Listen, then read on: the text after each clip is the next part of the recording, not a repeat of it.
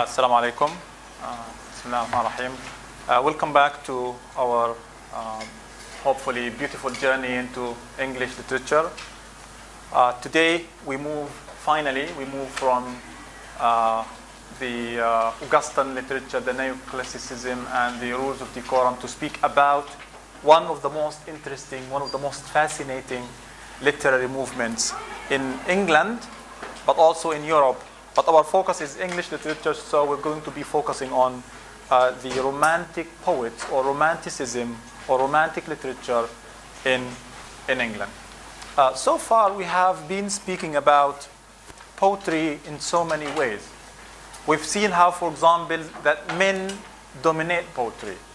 Not because there's something wrong with women, but because the way the society was treating men and women, we have something different here. We've seen how, for example, in the Augustan age, those people, those poets, those great poets like, Dryden, Alexander Pope, and other poets, even like Milton, how they preferred to follow a particular etiquette, a particular decorum, particular rules in order to write particular types of poetry.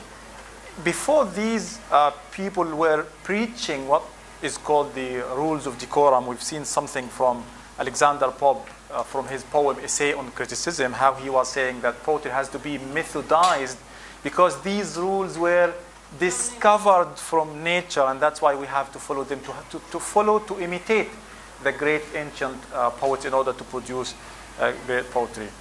Only John Donne probably was writing different poetry.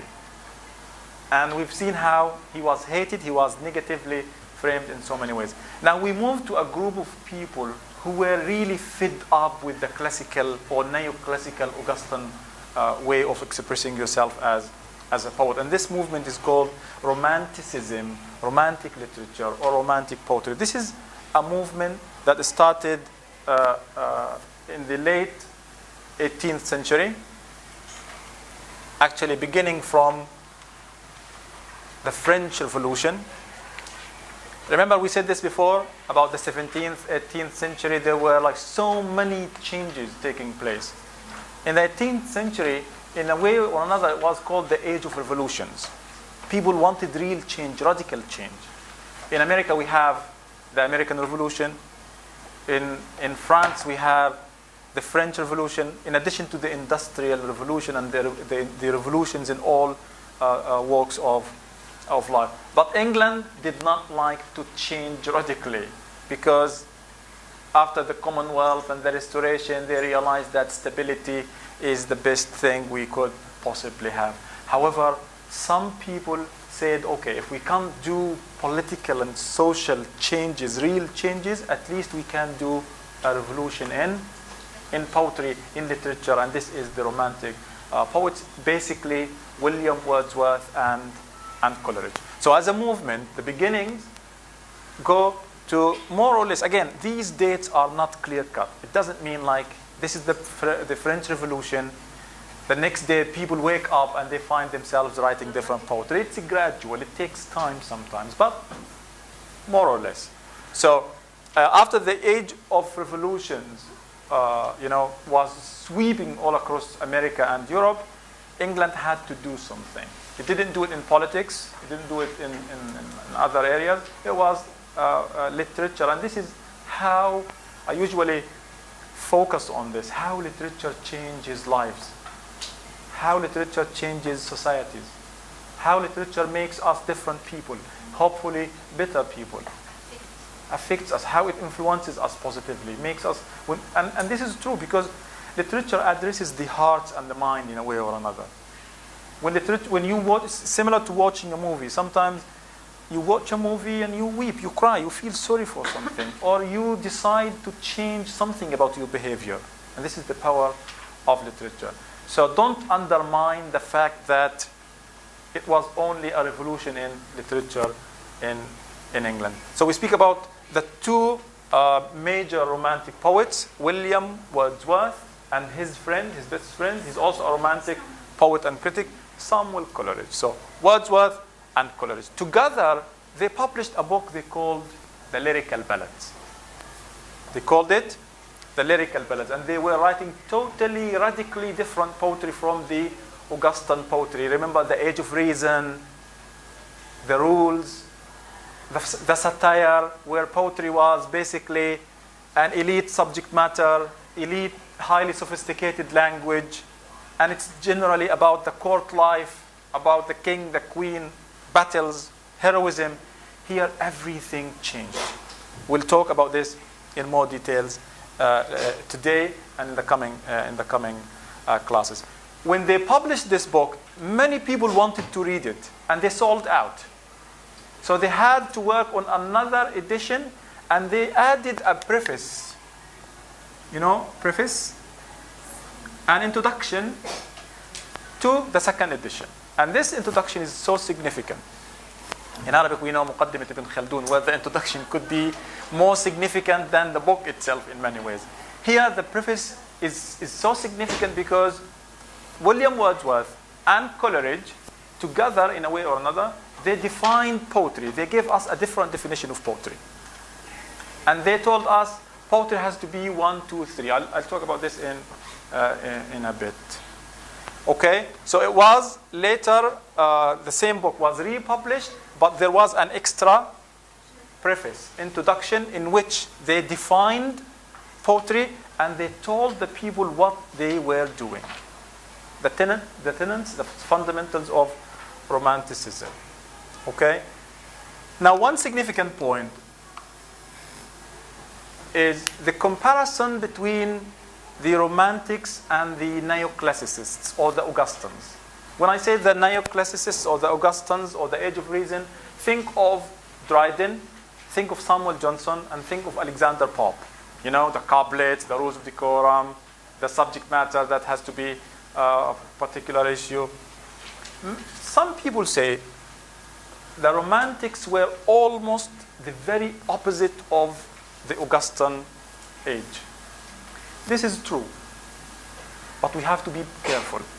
Again, this is true, but we need to be careful because we don't want to give the impression that the Romantics were writing poetry only to oppose and contrast the Augustans. No, they had their own idea of what poetry means. So, what did they change? Number one, what is poetry?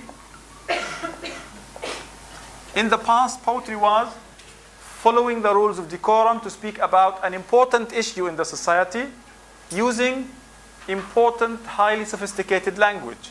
But now, for the Romantics, poetry is an expression of feelings. Poetry is the overflow. This is part of the definition. The overflow of emotions, of powerful emotions. It's the spontaneous overflow of powerful emotion. In a way, when you ask a Romantic poet, why do you write poetry? He's not going to tell you, I'm writing poetry to teach and delight. I'm not writing poetry to assert eternal providence and to justify the means of God to man or something. I'm not writing poetry to teach you how poetry is methodized and how poetry is discovered in nature. I'm not writing poetry to teach you that a little learning is a dangerous thing. No. I'm writing poetry to express myself. What is poetry? Self-expression. And this is beautiful and new and revolutionary and different. So why would you write poetry? I don't care. In a way, it doesn't mean that they didn't care about the audience. They did. But more significant than teaching and delighting first is to express yourself as an individual. As an individual. So what is poetry? It's emotions. It's feelings. It's expressing powerful emotions and feelings. The overflow of powerful emotions. Now, what is the language of poetry? Highly educated language. For the Romantics? Highly sophisticated language, embellished. We spoke about embellished, highly embellished language, where usually you need to check the dictionary to see what a particular word means. No, the normal. Oh, yeah. So for the Romantics, poetry was the common language or the language of everyday man. What does it mean, everyday man? Like the language we use normally as we speak. And not slang. General, I don't even want to say colloquial. It's poetic still, but you don't go for the difficult words. One simple thing, I use when students sometimes come to me and say, I want to write poetry. I write poetry. I want to learn how to write English poetry. I always tell them, try to read something by William Blake. Try to read these poems by William Wordsworth. Because sometimes you would read the whole poem and you don't even use the dictionary once. Because you know all the words. It doesn't mean it's very easy, very simple. No. But they don't go for the difficult expressions, for the difficult language. The language that only people who go to university understand. It's a language that, if you say it to anyone, they will understand. We'll take examples in a bit. So poetry is different. The language of poetry is different. The subject matter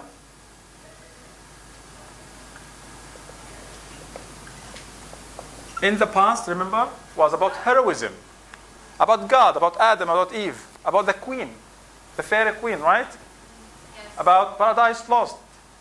So the subject matter has always been about generally courtly life.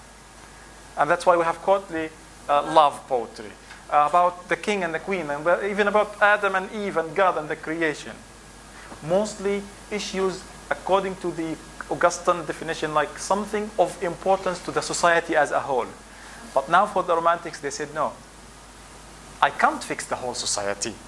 I can't make one poem change the whole society. I can't change one person at a time. I can't change an individual at a time. So the subject matter is also taken from common life. Simple and generally about ordinary people. Sometimes the people take even the title of the book, the poem. We'll find a poem called, for example, Chimney Sweeper. Lucy Gray. Who's Lucy Gray? Is she the queen? Is she a princess? She's a poor little girl. A poem called Sick Rose.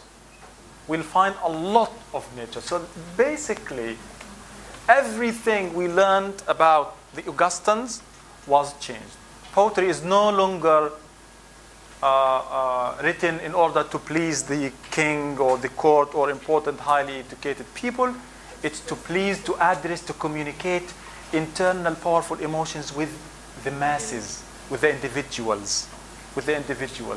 Simple language, subject matters are taken from ordinary life, from nature mainly. The Romantics were fascinated with nature.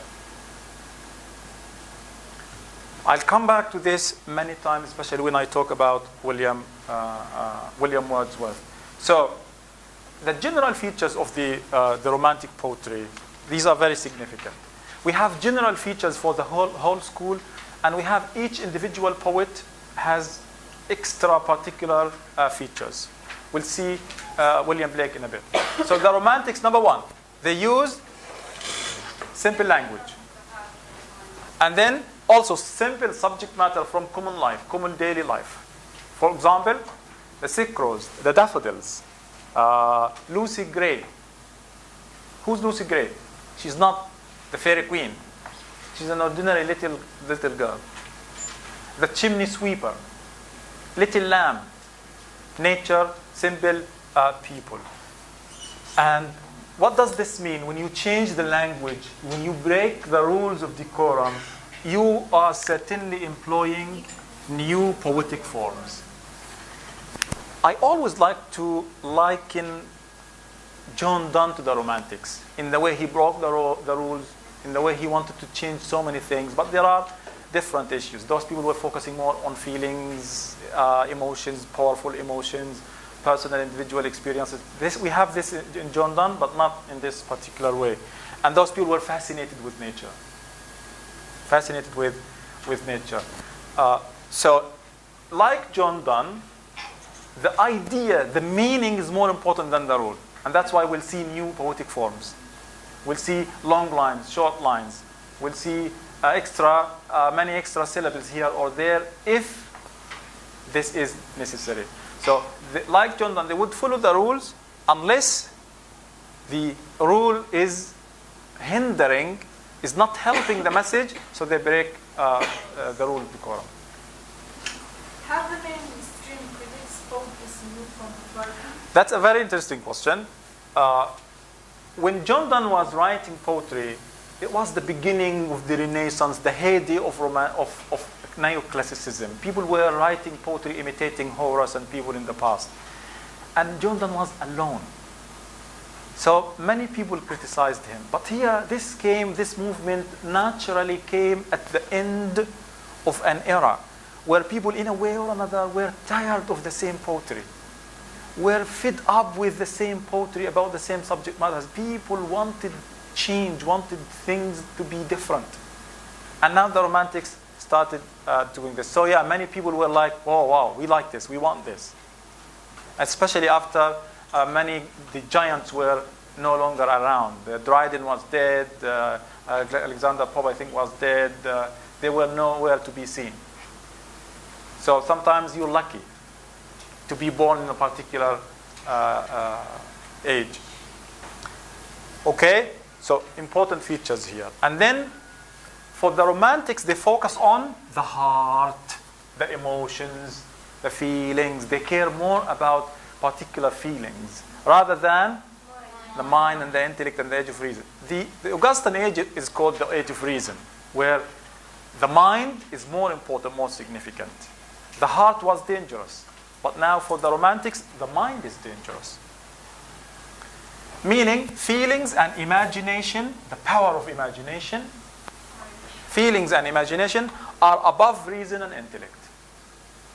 They were encouraging individual people to just express themselves, their feelings, rely more on their hearts, just release and free their imaginations. In the past, you didn't have the freedom to express yourself. And by the way, naturally, if you want to depend on imagination and feelings, naturally, you will break the rules.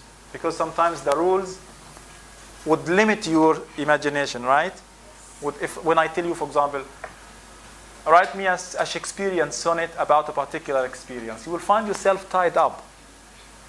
But here, the experience, the feelings are more important, so you break the rules in order to fit your feelings. And nature was the source of inspiration.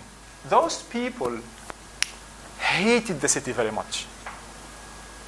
Some people consider Romantic poetry to be anti-city literature. Can you guess why? They hated the city. They just remember Marvel? He didn't like the city. Similarly, they hated the city. But in principle, Marvel was getting old and tired of politics, so he said, okay, I want to go to the countryside and enjoy my life because the society is corrupt. When we speak about, yes, please. Because countryside symbolizes love, nature. Yeah, also purity, Yes, innocence. Symbolizes trading, maybe money, and real Money, corruption, but more than this, we have the Industrial Revolution attracted a lot of people from the countryside and the villages to work in factories. So many people thought, okay, if I go to the city, to London, to work in the towns and the cities, in the factories, I will be rich, I will make a lot of money, and I'll be rich, I'll improve my life. So people were, in a way, moving in masses. But they ended up being slaves to capitalism, to factories. And the factories were polluting everything. London was one of the most polluted cities in the world. There was corruption, there was poverty, there was death, there was disease. Only very few people, the owners, the rich people were getting richer, but the poor were still getting poorer. The ordinary people would only take the bare minimum just to keep themselves alive so that they can work. And this destroyed the relationships in the society. It depersonalized human beings. You are no longer a human being. You are no longer a name, a person with a story, with feelings and emotions. You are part of the machine. And that's why they said, okay, nature is our mother. Let's go back to our innocence and purity.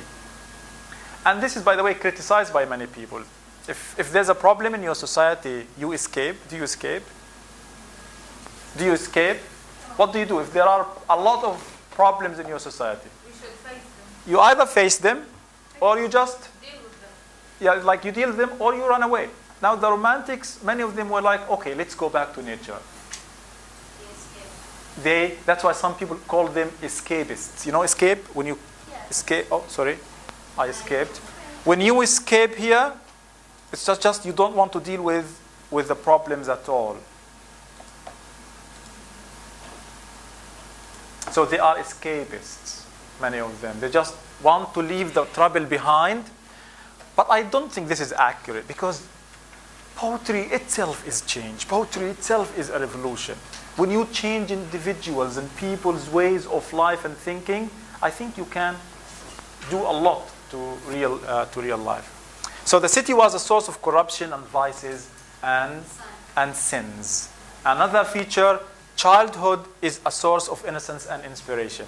In the past, remember all the texts we read before this was about all people, adults. Children were nowhere to be seen, because they were supposed to be controlled, to be educated, to be regulated. But for the Romantics, actually William Wordsworth says, the child is the father of man. The child is the father of man. That's a paradox, right? Why? Is the child the father of man in real life? In real life, no, literally. But how can, metaphorically speaking, the child be the father of man, please? What we deal with now in childhood just defines us as adults. Whoa, this is an amazing idea. So our childhood influences the way we grow up, defines us as we grow up. Whoa, that is an amazing idea. But what else? Can we learn from the kids? Yes. Do we learn from the babies? Do we change? I know a friend of mine was telling me some time ago that he only really started appreciating his parents when he had kids. He then realized that because kids teach us to be selfless, to give, to love, to care, to work hard in many ways. So childhood was significant and a source of inspiration. So this is basically the major features. We'll come to them again and again, especially when we talk about individual poets. Any question before we move to William Blake? Everything is new. Different type of language, subject matters, structures, poetic forms, inspirations, feelings, hearts, childhood, nature. Any question? Okay. The first Romantic poet is William Blake. Many people describe William Blake as a pre-Romantic, because he was writing poetry this way before even William Wordsworth and Samuel Coleridge. Now, William Blake, he was born in London and he lived in London, and this we'll see the difference between him and the other poets who went to the countryside to live in the village, among natural elements. Two things to focus here, or to focus on. Number one, he has a particular individual view of the world. And this individuality is actually a Romantic feature. It's no longer collective. You know the collective idea of we must praise the God. Every individual is free to do whatever he or she wants to do, as long as you're following your pure and innocent nature, your purity, your original pure status. And in his poetry, we'll see, for example, how this influences his styles and ideas and sensibilities. Everything he writes, in a way, contrasts with the order and control of the Augustans. Again, this is a Romantic, even it's a Romantic feature. You can say Romantic feature contrasts the order and control of the Augustans. Who are the Augustans? Remember? like Dryden, like Samuel Johnson, Alexander Pope, the neoclassicists or neoclassicists. Another feature we'll see in a bit for William Blake is symbolism. He uses a lot of symbolism. What is a symbol? Yeah, in English, how would you define it? When you use something to refer to something else, to inspire a particular idea of something else. Like how a rose inspires, symbolizes what? Love, childhood, nature. Now, some of his symbols are clear to understand, easy to understand, we'll see in a bit, but some of his symbols are really very personal and not easy to understand. It doesn't mean like we can't understand it. It means we can't agree what it means. We'll see this in a bit. He published 2 collections. The first one is called Songs of Innocence. Songs of Innocence. Even the name suggests purity and innocence. And the other one is Songs of Experience. Experience doesn't necessarily mean like when you work and have a job and work for 2, 3, 5 years and then you have a lot of experience. Here it means the opposite of innocence. It's like corruption in a way. So most of his poems, you will have the poem and its contrast. A state of innocence when you are pure, when you are good, when you are a child. But for him, innocence is not necessarily for children. But most children are almost always innocent. You can grow up keeping and protecting this state of innocence and you are still innocent. But some people will be corrupted by life, by society, by the city. And he exposes this in the Songs of Experience. Songs of Experience. Let's see the examples here. So this is taking us back to the symbolism issue.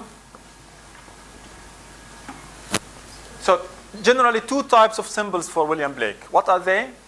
Number 1, simple direct symbols. Simple and direct. Like you can see where he's going. Like for example, he uses the lamb. You know the little lamb? The lamb? Silent B here. Lamb, silent B. The lamb, the little sheep. What does it symbolize? Innocence, purity, simple life, simplicity, right? But what if the poem is tiger? It's going to be more. It's about more than simplicity and innocence. It's about complexity. It's about experience. It's about power. Thank you. It's about mystery. Thank you. And some of his symbols, especially in his late poems, are really, I don't want to say complex or difficult to understand, but they don't easily reveal what they indicate, in the sense that you could read a poem and we could have end up with 10 interpretations. So what does the symbol refer to? It's not clear. It refers to many things. It's very personal. He uses symbols for the first time that no one else has used them before. 2 examples here for symbolism. Number 1, from the lamb, how it symbolizes innocence. In Christianity, it symbolizes Christ. You know, Jesus Christ is usually like the shepherd, and we are like, the people are like the lambs. Little lamb. Look at the poetry. Are there difficult words here? Are there difficult? That's like poetry for the kids, but it's also for us, because it addresses this state of innocence. Little lamb, who made thee? Dost thou know who made thee? Who created you? Oh, little lamb. Notice the repetition of thee. We have never seen a repetition of the same word in the previous poetry. Because I think I'm not sure about English. In Arabic, when you have a poem, you can't repeat the same word at the end of the line unless you count like 7 lines. So you say, كم تشتكي وتقول إنك معدم والأرض ملكك والسماء والأنجم. You can't repeat the word أنجم until you go like for 7 more lines. And if it shows up again, it's okay. But before that, it's a sign of weakness. In English, definitely there's something similar here. But here, it's just a couplet with the same word. And this is why how a romantic poet doesn't care much about the sophistication of the rules, as long as this conveys the message. And yes, this could be a poem for kids, but it is about simplicity of life. This is the lamb. Little lamb, who made thee? Dost thou know who made thee? Even the language, even the tone, the atmosphere, very poetic and very innocent. However, when he talks about the tiger as a symbol of experience, can someone read, please? Tiger, tiger, burning bright in the forest of the night, what immortal hand or eye could frame thy fearful symmetry. Someone else, thank you. And please. Tiger, tiger, bathing bright in the forest of night, what immortal hand or eye could frame thy Not immoral, immortal.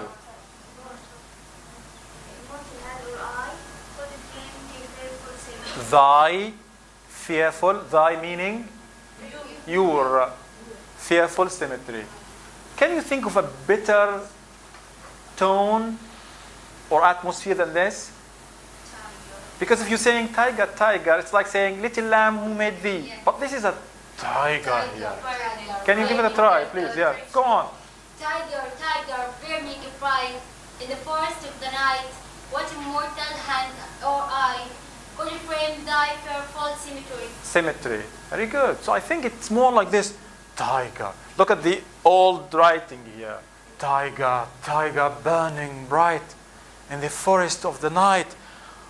What immortal hand or eye could frame thy fearful symmetry? Even the word fearful here is part of the tone. The ta-ta, burning, tiger, tiger, burning bright. And even the burning bright. Ta-ta. There is alliteration. Thank you for seeing this. So he creates the atmosphere of the whole poem changes, shifts from innocence of the lamb to the seriousness, the darkness, the complexity, the experience of the tiger. If you count the syllables, can we count the syllables together? Tiger, 2, 3, 4, 5, 6, 7, right? So 7 syllables. 1, 2, 3, 4, 5, 6, 7 syllables. 1, 2, 3, 4, 5, 6, 7. Interesting. 1, 2, 3, 4, 5, 6, 7. symmetry. Symmetry. 2, 3. No. Symmetry, 2 or 3? 3. Symmetry. Vowel, vowel, vowel. You can take out this as a schwa. You can remove the schwa and say it symmetry. But it's still going to do the same thing. So this is 8. Look at the rhyme scheme. A.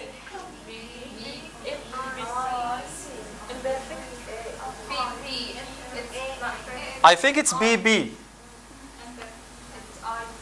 But it is imperfect. Symmetry is 3. Even if you say symmetry, there is something the poet is doing. Listen, in poetry, in literature in general, in poetry in particular, the poet usually hides, indicates a message or an idea where he or she creates something called tension. You know, tension, something that doesn't fit, something that is different, something that doesn't follow the norm, the pattern, the rules. Listen, here we have 7, 7, 8. Why? Why did he shift from 7, 7, 8? And we have A, perfect rhyme, and then A, B, imperfect rhyme. So we raise a question here. Why is the poet doing this? What is he doing? Can someone tell? Can you guess? Why is he adding an extra syllable? And why is there an imperfect rhyme here? There is always a reason. Maybe this is kind of suspense for the audience. Okay. Interesting. Suspense. Like, oh, what's going on? Why is this extra here?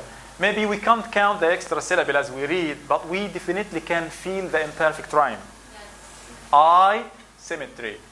Yes, more?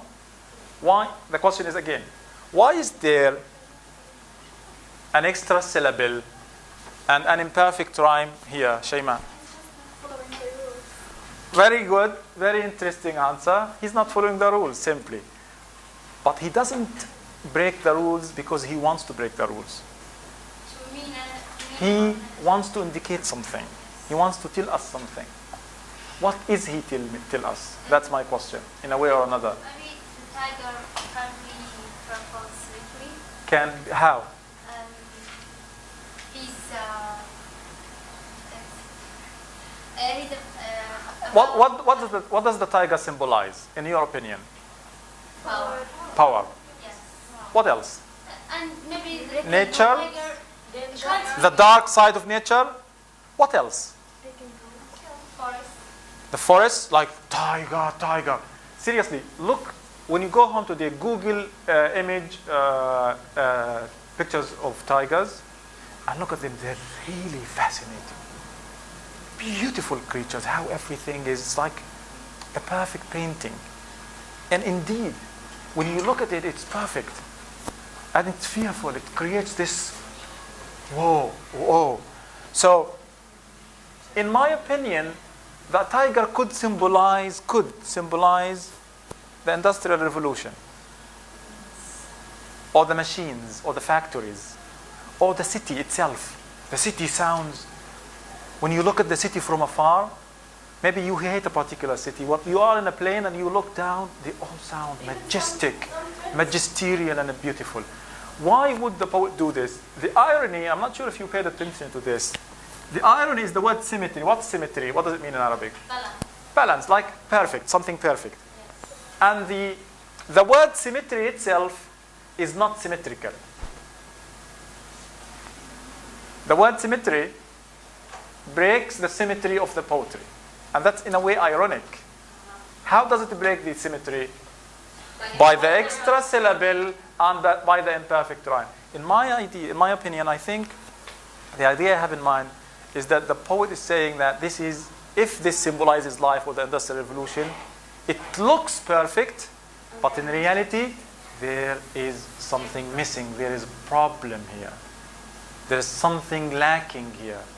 This is the facade. This is just the appearance, but the essence and the reality, they are lacking. There is something missing here. How does he do it?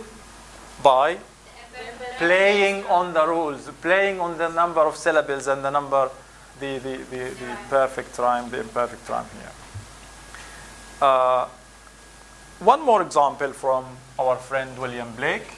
We actually have this one and another one. So let's see quickly. This is a poem. Sorry, I didn't add this. I was in a rush.